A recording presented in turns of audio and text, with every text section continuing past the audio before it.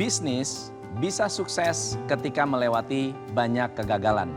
Tapi juragan yang satu ini, kegagalannya cukup banyak pada saat kecil. Baru bisa baca kelas 3 SD. Pernah nggak naik kelas. Pernah juga kena bully. SMP sudah merantau. Tapi justru inilah yang membentuk beliau menjadi juragan hebat. Beliau membangun sebuah brand bernama Dama Kara. Dama yang berarti kebajikan dan Kara yang artinya kebermanfaatan. Mari kita sambut Oscar dari Dama Kara.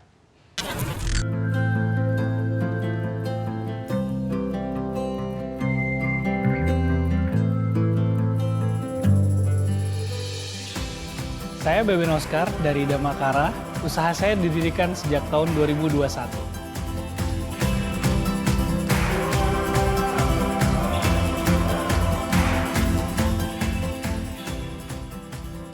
Tujuan saya mengikuti juragan zaman now adalah ingin mencari mitra pembukaan toko offline kita di beberapa kota di Indonesia untuk membantu memperluas pangsa pasar Dama Kara.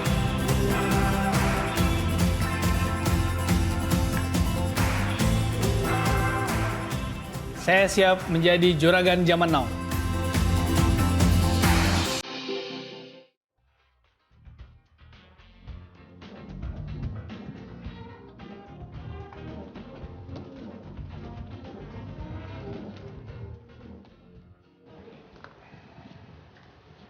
Terima kasih, senang sekali saya bisa mengikuti Juragan Zaman Now Season 3. Dama Kara sendiri bukan brand dari Bandung, di mana brand ini adalah brand batik sederhana syarat akan makna, kemudian ada juga motif dari anak-anak disabilitas. Yang membawa kita itu harus memberikan empowering gift, kebaikan diri, kebaikan sekitar, dan cendera untuk istimewa. Jadi teman-teman yang bisa membeli Dama Kara adalah orang-orang yang istimewa. Dama Kara sendiri terbagi menjadi 2 volume, koleksi volume genap dan polisi ganjil. Genap adalah proses menggambar dari anak-anak ABK, anak berkebutuhan khusus, yang dibuat dalam karya pakaian, dijual dan di-share kepada anak-anak tersebut. Kemudian hasil penjualan dari volume genap ini untuk anak-anak disabilitasnya langsung. Kemudian volume ganjil, ini karya-karya batik sederhana syarat akan makna, di mana hasil penjualnya sebagian untuk mendukung terapi menggambar anak-anak ABK. Nah, laporan keuangan Dama Kara itu tumbuh sebanyak 150% dan punya pertumbuhan pendapatannya itu sampai 213%. Mengikuti Juragan Zaman Now ini membuat kita ingin mencari kerjasama offline store Dama Kara. Kebetulan Dama Kara ini paling banyak pembelinya adalah di Jakarta, dan di Jakarta ini Dama Kara belum punya store. Nah, ini proyeksi investasi, proyeksi laba rugi 6 bulan pertama. Karena di laporan laba rugi sebelumnya offline store Dama Kara ini rata-rata sekitar 200 juta, maka saya bakal memberikan gambaran sebanyak 200 juta penjualannya setiap bulan. Nah, dengan investasi 300 juta, sewa dan renovasi dengan luasan 30 meter persegi, maka dapat payback periodnya selama 12 bulan atau 1 tahun. Sharing profit 70-30, di mana investor dapat mendapatkan profit sebesar 90 juta selama setahun dengan menginvestasikan dananya sebesar 300 juta. Nah, tantangan dan peluang dari Dama Kara sendiri. Dama Kara sendiri memiliki tantangan adalah banyaknya baju atau pakaian kita yang diduplikat atau di-KW-kan. Sehingga sekarang itu kita dituntut untuk menaikkan value dari brand ini. Itu tuh, jadi ini tuh printing batik ya? Ini batik manual. Oh, ini semua batik tulis? cap manual. Oh, cap? Manual. Kalau yang KW, printing? Dia ada yang manual, ada yang printing. Oh, yang KW juga ada yang manual? Ada. Kebetulan yang nge-KW itu justru kebanyakan justru rekan-rekan produksi juga. Oh. Jadi sebetulnya gini, kalau orang memalsu berarti sebetulnya komplimen. Yep. Dan berarti is something good gitu kan. Yeah. Mungkin malah a reason you increase your price. Iya. Jadi saya nggak lihat itu suatu problem dan mungkin malah permainan price strategy yang mungkin harus how you differentiate yourself gitu kan. Jadi kita bisa lihat di dunia fashion, ternyata barang-barang yang branded yang terkenal, yang saya tidak perlu sebut namanya, dari Italia, dari French, ternyata dianggap berhasil setelah muncul tiruannya.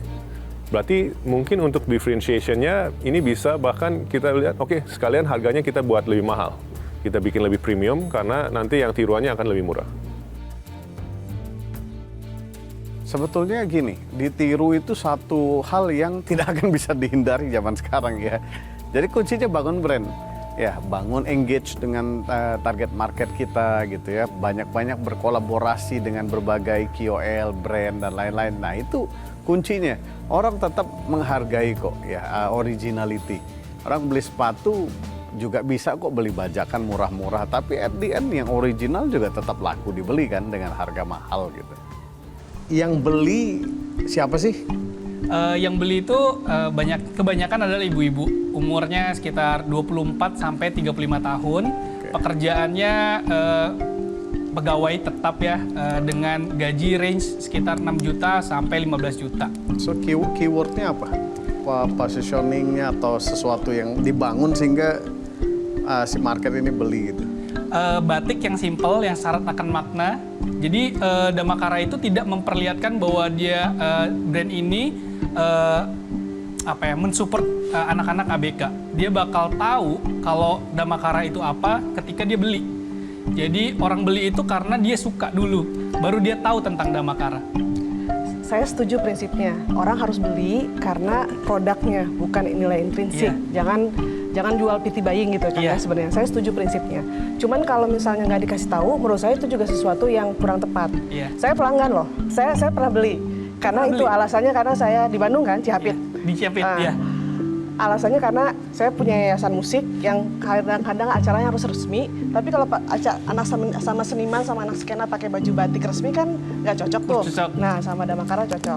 Cuma menurut saya justru alasan kenapa orang beli Damakara, nggak beli KW atau nggak beli tiruannya, sebetulnya karena ada nilai intrinsiknya.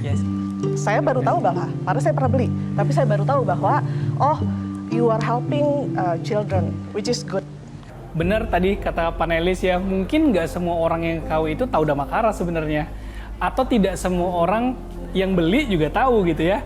Nah, sehingga emang produk KW atau produk tiruan ini justru membuat kami semakin bersemangat untuk melakukan sebuah inovasi, meningkatkan brand value dari Damakara sendiri gitu. Sehingga kami punya positioning yang pas gitu, seperti itu sih. Damakara ini punya PR yang besar bagaimana memberikan suatu offering terhadap customer, apa bedanya kalau beli yang asli dan yang palsu. Dan itu perlu kreativitas yang tinggi. Damakara ini memang sudah memiliki banyak strategi yang dilakukan untuk memperkenalkan bisnisnya, tapi kembali lagi bisnis ini baru berusia 3 tahun. Support dari panelis akan membantu Damakara memiliki impact yang lebih besar lagi dan bisnis yang lebih sukses lagi. Tentunya dengan support dari panelis. Baik, terima kasih. Berikan tepuk tangan untuk panelis kita yang ketiga Damakara dan Coach Tom, terima kasih. Dan pemirsa, itu tadi presentasi dari Damakara, peserta kita yang ketiga. Kita masih akan menunggu bagaimana hasil perundingan ini dari para panelis, siapakah yang nanti akan menjadi calon juragan pada season ketiga untuk edisi kali ini. Kita jeda dulu, sesaat lagi kami akan kembali.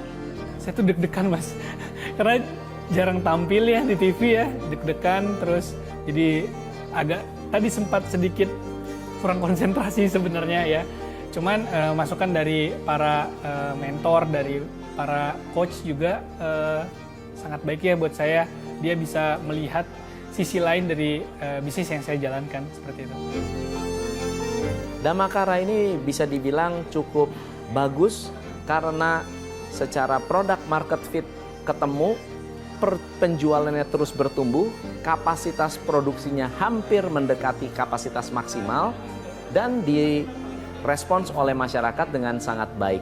Jadi apa yang dilakukan, tahapan-tahapan strategi dalam mengembangkan bisnisnya sudah tepat, tetapi kurang cepat.